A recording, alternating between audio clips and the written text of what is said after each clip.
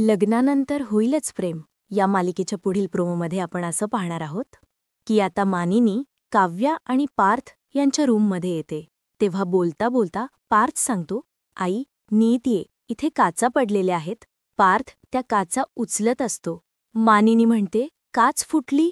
कुठे फुटली आणि कशी फुटली? पार्थ सांगू लागतो की अगं आई, काळजी करण्यासारखं काही नाही. अगं, आज जे क्लायंट आले होते त्यांनी काव्यासाठी आणि माझ्यासाठी घड्याळ गिफ्ट आणलं. माझं घड्याळ त्यांनी हातात घेतलं होतं. ते बघता बघता पडलं आणि थोडं ते फुटलं खाली पडल्यामुळे.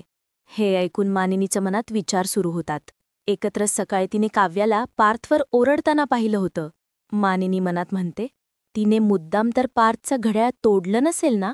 आता इकडे वसुंधरा आणि रम्या यांची शिक्षा माफ झालीये वाटतं, कारण त्यांनी आधीसारखे कपडे घातलेले दिसत आहेत.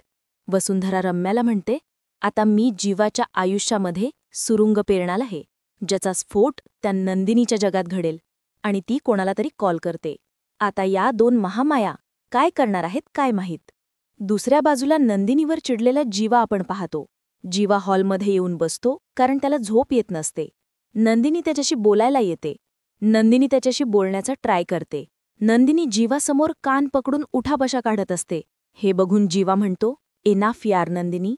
नंदिनी म्हणते, जीवा एकदा बोलूयात का आपण? पण तिच्यावर वैतागलेला जीवा म्हणतो, will you please leave me alone?